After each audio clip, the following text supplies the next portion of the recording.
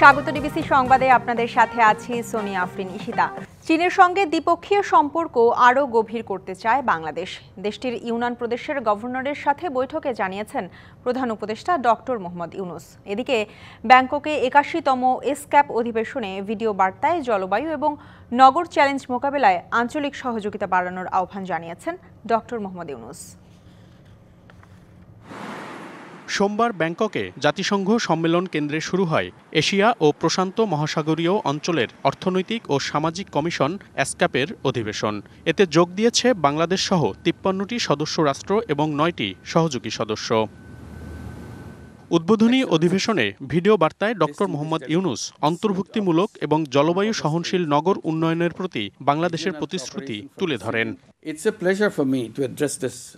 জলবায়ু নগর চ্যালেঞ্জ মোকাবেলায় আঞ্চলিক সহযোগিতা বৃদ্ধি করতে হবে। এটি টেকসই ভবিষ্যৎ গঠনের জন্য যুব সম্ভাবনা এবং উদ্ভাবনকে কাজে লাগানোর জন্য সকল দেশের প্রতি আহ্বান জানাচ্ছি। নতুন পৃথিবী গড়তে বিশ্ববাসীর প্রতি ৩-0 ভিশন বাস্তবায়নের আহ্বান জানান প্রধান উপদেষ্টা। We look forward to working with our global partners to make this happen. At the heart of our vision is the 3-0 vision. Zero wealth concentration to end poverty, zero unemployment by unleashing entrepreneurship in all, and zero net carbon emissions. এদিকে সোমবার সকালে রাষ্ট্রীয় অতিথি ভবন যমুনায় প্রধান উপদেষ্টার সাথে বৈঠক করেন চীনের ইউনান প্রদেশের গভর্নর ওয়াং ইউবো। সেখানে ঢাকা বেইজিং সম্পর্ক আরও গভীর করার আহ্বান জানান ডক্টর মোহাম্মদ ইউনুস। যুব বিনিময়, স্বাস্থ্যসেবা, শিক্ষা ও বাণিজ্য সহ বিভিন্ন সহযোগিতামূলক উদ্যোগ গুরুত্ব পায় আলোচনায়। Monirul Sohag, DBC news, Dhaka. দুর্নীতি ও গণহত্যায় জড়িত পলাতক আওয়ামী লীগের মন্ত্রী এমপিদের প্রত্যর্পণ চাওয়া হবে বলে জানিয়েছেন প্রধান উপদেষ্টার প্রেস সচিব শফিকুল আলম।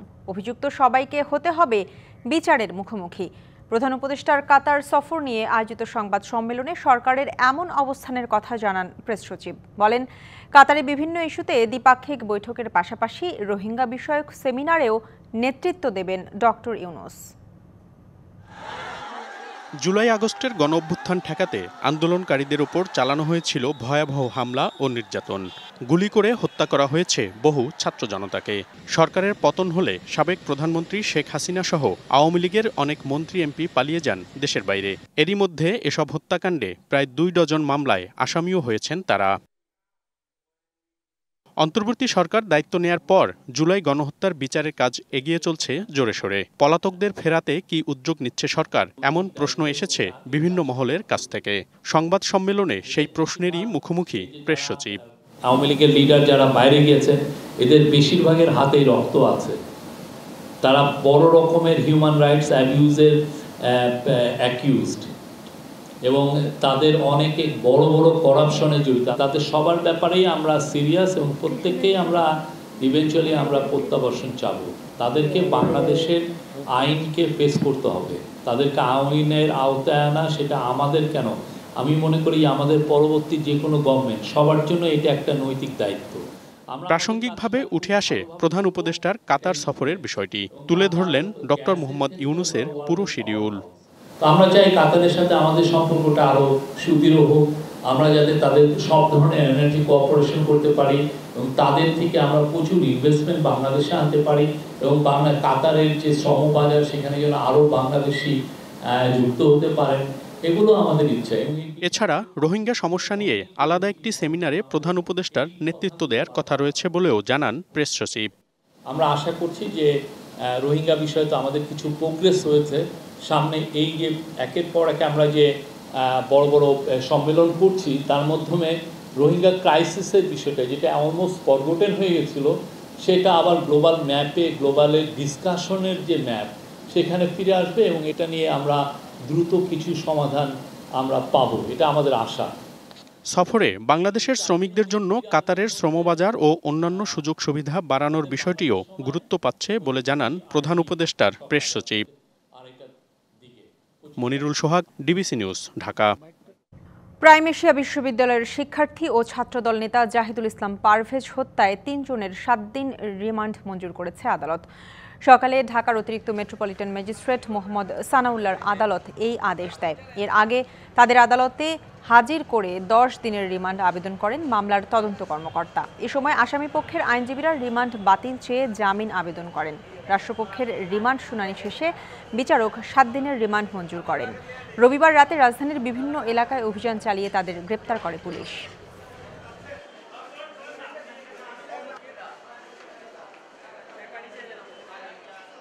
আমাদের নিজেদের তাদের গাইড করতে হবে এবং তাদেরকে মানবিক শিক্ষা দিতে হবে, নৈতিক শিক্ষা দিতে হবে। শুধু যে প্রাতিষ্ঠানিক শিক্ষা দিলে হবে না, সবাইকে নৈতিক শিক্ষা দিতে হবে। তাহলে আমাদের ভিতরে আমার মনে হয় গণসচেতনতা সৃষ্টি হলে অবশ্যই আমরা এই ধরনের ঘটনা থেকে আমরা রেহাই পাবো। এদিকে আর কোনো পারভেজের রক্ত ঝরলে সরকারকে কঠিন জবাব দেওয়ার হুঁশিয়ারি দিয়েছেন তিতুমির কলেজ ছাত্রদলের কর্মীরা। প্রাইম এশিয়া ইউনিভার্সিটির শিক্ষার্থী জাহিদুল ইসলাম পারভেজ হত্যাকাণ্ডের প্রতিবাদে কলেজের সামনে মানববন্ধন করে ছাত্রদল। সেখানে সংগঠনের কর্মীরা হুঁশিয়ারি দেন, যারা ছাত্রদলকে নিয়ে ঘৃণ্য ষড়যন্ত্রে লিপ্ত তাদের 20 দাঁত ভেঙে ফেলা হবে। তাদের অভিযোগ, বৈষম্য বিরোধীরা হত্যাকারীদের পক্ষে সাফাই গাইছেন। যারা এ ধরনের ঘৃণ্য এবং নোংরা ষড়যন্ত্রে লিপ্ত আছেন ছাত্রদলকে নিয়ে, তাদের 20 দাঁত ভেঙে দেওয়া হবে। অন্যায়কারীর কোনো সাংগঠনিক পরিচয় থাকতে পারে না, তাই আপনারা খুনিদের পক্ষে সাফাই না দিয়ে বরং অন্যায়কারীদের দ্রুত গ্রেপ্তারের আহ্বান জানান। সরকার এবং প্রশাসনকে আমরা বলে দিতে চাই, আর যেন কোনো পারভেজের রক্ত না ঝরায়। ফ্যাসিস্ট বিচারপতিদের অপসারণের দাবিতে মিছিল সমাবেশ করেছে বাংলাদেশ জাতীয়তাবাদী আইনজীবী ফোরাম। দুপুরে সুপ্রিম কোর্ট প্রাঙ্গণে এই কর্মসূচি পালন করে বিএনপিপন্থী এই আইনজীবী সংগঠনটি। এ সময় জাতীয়তাবাদী আইনজীবী ফোরামের মহাসচিব ব্যারিস্টার কায়সার কামাল অবিলম্বে ফ্যাসিস্টদের দোসর দলীয় এজেন্ডা বাস্তবায়নের চেষ্টা করা বিচারপতিদের বিরুদ্ধে ব্যবস্থা নেওয়ার আহ্বান জানান। সাবেক প্রধান বিচারপতি খায়রুল হককে গণতন্ত্র হত্যাকারী উল্লেখ করে তার বিরুদ্ধে আইনি ব্যবস্থার আহ্বান জানান তিনি। এ সময় বিএনপির ভাইস চেয়ারম্যান ও জাতীয়তাবাদী আইনজীবী ফোরামের সভাপতি জয়নুল আবেদিন দ্রুত নির্বাচনী রোডম্যাপের দাবি জানান। সুপ্রিম কোর্টের আপিল বিভাগের ফ্যাসিবাদ মুক্ত হওয়ার কেবিল জরুরি, তারা কেন হাইকোর্টের ফ্যাসিবাদদেরকে লালন পালন করবেন? যে কন্ডিশনে, যে কারণে আপিল বিভাগকে ফ্যাসিবাদ মুক্ত হয়েছে বলে আপনারা দাবি করেন, একই কারণে হাইকোর্টের প্রত্যেকটা ফ্যাসিস্টের দলমুক্ত করাতে হবে। শুধু 2023 সালে কর ফাঁকির পরিমাণ ছিল 2,30,000 কোটি টাকা। এ তথ্য জানিয়েছে বেসরকারি গবেষণা প্রতিষ্ঠান সিপিডি। রাজধানীর ধানমন্ডি কার্যালয়ে মিডিয়া ব্রিফিংয়ে তারা জানায়, দেশের আইনকে বৃদ্ধাঙ্গুলি দেখিয়ে নিবন্ধিত কোম্পানির 91%ই রিটার্ন দাখিল করছে না। প্রকৃতপক্ষে নিবন্ধিত কত কোম্পানি সচল রয়েছে তা খতিয়ে দেখার দাবি সিপিডির। আইন না মানার জন্য এসব প্রতিষ্ঠানকে ক্রিমিনাল অফেন্সে শাস্তির সুপারিশও করা হয়েছে। Centre for policy dialogue CPD বলছে, দেশের জিডিপির হিসাবেই যেখানে প্রশ্নবিদ্ধ সেখানে কর আহরণের প্রকৃত চিত্র পাওয়া কঠিন। তাই কর কাঠামো ন্যায়সঙ্গত সংস্কারের আগে সেই হিসেব ঠিক করতে হবে। একটা সরকারের তার কর আহরণের সক্ষমতা কিরকম এবং প্রতি বছর বাজেটের আগে বিভিন্ন গোষ্ঠীর চাপের মুখে সরকার তার কর নীতির বাস্তবায়ন করতে পারে না পুরোপুরি। এমন চিত্র তুলে ধরে সিপিডি বলছে, দেশের আইনকে বৃদ্ধাঙ্গুলি দেখিয়ে 91% নিবন্ধিত কোম্পানি রিটার্ন দাখিল করছে না। একটা জবাব দিতে জায়গা তৈরি করা যায়, কোন কোন কোম্পানিগুলো রিটার্ন দিচ্ছে না, কি পরিমাণ ট্যাক্স যদি আপনি নাও দেন, রিটার্ন কারা দিচ্ছে না সেটা অন্তত যাতে থাকে ওখানে, তাহলে আমরা বুঝবো যে এত বড় একটা অংশ রিটার্ন দিচ্ছে না, তাহলে তারা কিভাবে অপারেট করছে, রেজিস্টার্ড হয়ে আছে, সেটা আমাদের বোঝার বিষয় আছে। সিপিডি গবেষণা করে দেখেছে, এক বছরে কর ফাঁকির পরিমাণ 2,30,000 কোটি টাকা। আবার বিনিয়োগ বাড়বে এমন কথা বলে কর অব্যাহতি সুবিধা দেয়া হয় বছরে 71,000 কোটি টাকা। আমি তো বলবো, বিনিয়োগ কোনোদিনই ট্যাক্স ইনসেন্টিভের কারণ নিয়ামক হতে পারে না। বাংলাদেশের ইনসেন্টিভ স্ট্রাকচার পুরোপুরি রাজনৈতিক উদ্দেশ্য প্রণোদিত। বাংলাদেশের এই ইনসেন্টিভ স্ট্রাকচারে এই যে রাজনৈতিক প্রভাব, বিভিন্ন গোষ্ঠীর প্রভাব, এই গোষ্ঠীর প্রভাব থেকে ইনসেন্টিভ স্ট্রাকচারকে বের করে আনতে হবে। এমন অসংখ্য অসঙ্গতির চিত্র তুলে ধরে সিপিডি বলছে, দুর্নীতি না কমিয়ে রাজস্ব কাঠামোর সংস্কার করে লাভ হবে না। বিদ্যমান সমস্যার সমাধান করতে পারলে কর হার না বাড়িয়েও সরকার তার রাজস্ব লক্ষ্যমাত্রা পূরণ করতে পারে। কর হার কমিয়ে দিয়েও কর ন্যায্যতা বাস্তবায়ন করা সম্ভব। মেহের মনি, ডিবিসি নিউজ, ঢাকা। দেশে ৮,০০০ চিকিৎসকের সংকট রয়েছে। ১৫ সেপ্টেম্বরের মধ্যে বিশেষ বিসিএস এর মাধ্যমে ২,০০০ চিকিৎসক নিয়োগ দেওয়া হচ্ছে। সচিবালয়ে এক অনুষ্ঠানে স্বাস্থ্য উপদেষ্টা কথা জানিয়েছেন। সকালে সচিবালয়ে স্বাস্থ্য মন্ত্রণালয়ের সম্মেলন কক্ষে রেলপথ মন্ত্রণালয় ও স্বাস্থ্য সেবা বিভাগের মধ্যে এক সমঝোতা স্মারক সই হয়। স্বাস্থ্য সেবা বিভাগের সচিব এবং রেলওয়ের মহাপরিচালক সমঝোতা স্মারকে সই করেন। অনুষ্ঠানে জানানো হয়, বাংলাদেশ রেলওয়ের হাসপাতালগুলো জনসাধারণের জন্য উন্মুক্ত করে দেওয়া হচ্ছে। রেলপথ মন্ত্রণালয়ের উপদেষ্টা জানান, স্বাস্থ্য মন্ত্রণালয়ের প্রতিবেদনের পর অবকাঠামোগত উন্নয়নে ব্যবস্থা নেওয়া হবে।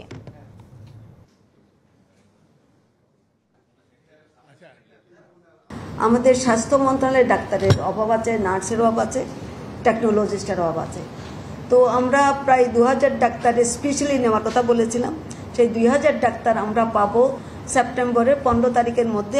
আমরা এগুলোকে আমরা একটা জনসাধারণের জন্য উন্মুক্ত করে দেবো। আগে এগুলো শুধুমাত্র রেলের লোক ছাড়া কেউ গেলে ওখানে চিকিৎসা সেবা পেত না। তো এখন আমরা প্রাথমিকভাবে সেটাকে উন্মুক্ত করে দিচ্ছি। মাদারীপুরের ডাসার ও চট্টগ্রামের মিরসরাইয়ে কালবৈশাখীর তাণ্ডবে লণ্ডভণ্ড শতাধিক বাড়িঘর। কোথাও উড়ে গেছে টিনের চালা, শত শত গাছপালা ভেঙে ব্যাহত হচ্ছে যোগাযোগ ব্যবস্থা। খুঁটি ভেঙে বন্ধ হয়ে গেছে বিদ্যুৎ সরবরাহ। ব্যাপক ক্ষতি হয়েছে ফসলেরও। মাদারীপুরের ডাসার উপজেলায় দুপুর ১২টার দিকে বৃষ্টির সাথে শুরু হয় কালবৈশাখী।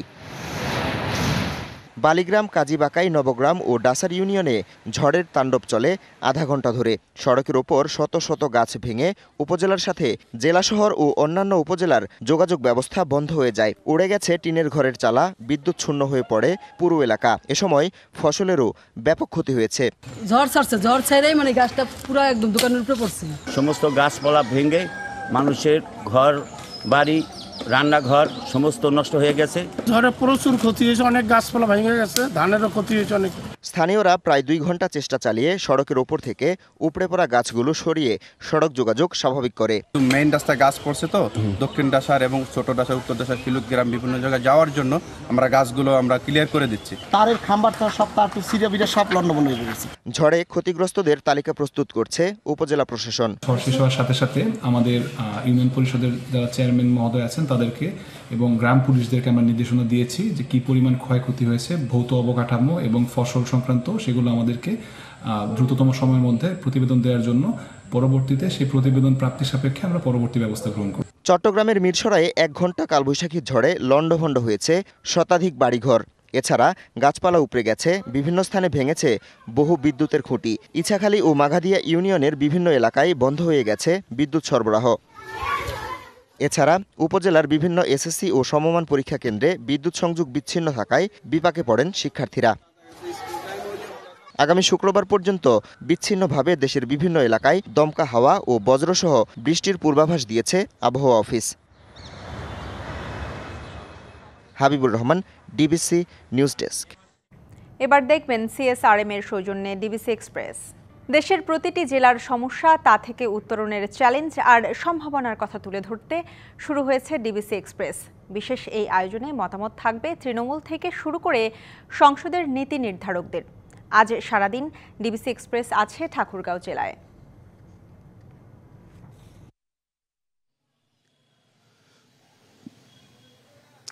দেশের ৬৪টি জেলা সাধারণ যে নাগরিক রয়েছে তাদের সমস্যার সমাধানের চ্যালেঞ্জ এবং সম্ভাবনা নিয়ে ডিবিসির বিশেষ আয়োজন ডিবিসি এক্সপ্রেস। আজ সারাদিন ছিলাম বা আছি এই ঠাকুরগাঁও জেলা।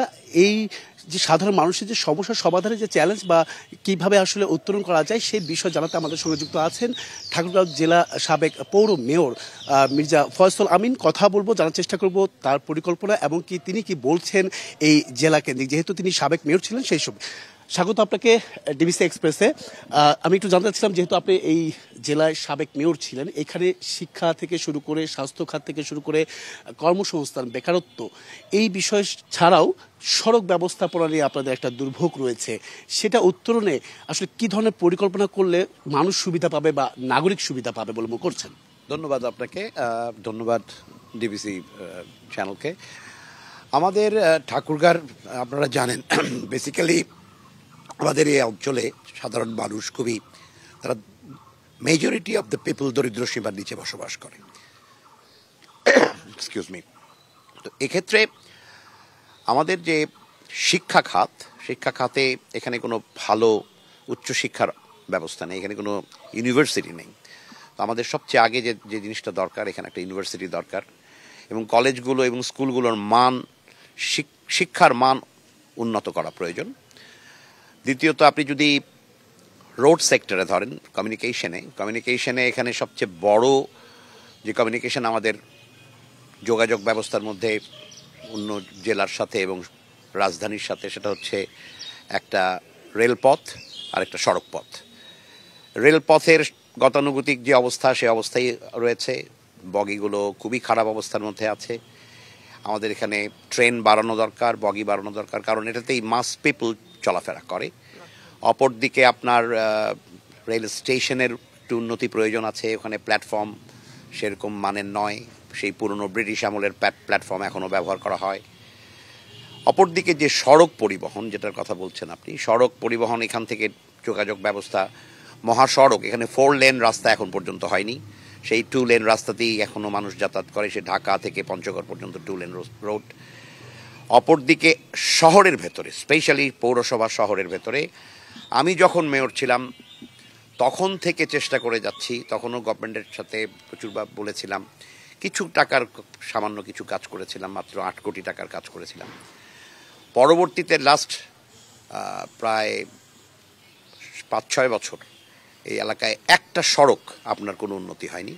এখন মানুষের চলাচলের যে দুর্ভোগ, সাধারণ মানুষ সেটা উপলব্ধি করছে।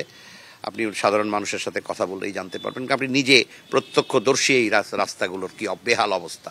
তো এগুলো দ্রুত উন্নয়ন প্রয়োজন এবং আমাদের এই জন্য ফান্ডের প্রয়োজন, এখানে সরকারের মনোযোগ দেওয়া দরকার, স্থানীয় সরকারের কাজ করা দরকার। শেষ একটা প্রশ্ন রাখতে চাই, ছোট্ট করে যদি উত্তর দিতেন। সেক্ষেত্রে নতুন পুরনো যে বিমানবন্দর আছে সেটা চালু হলে কি কর্মসংস্থান বৃদ্ধি পাবে বা বেকারত্ব দূর হবে কিনা, সেটা একটু ছোট্ট করে উত্তর, অবশ্যই আমাদের এখানকার মানুষের একটা প্রাণের দাবি, এখানে একটা বিমানবন্দর অতীতে ছিল সেই ব্রিটিশ আমল থেকে, সেটা যদি আবার নতুন করে চালু হয় তো নিঃসন্দেহে এখানে বেকারত্ব ঘুচবে, অনেক মানুষ কর্মসংস্থান হবে, নতুন নতুন শিল্প কলকারখানা গড়ে উঠবে।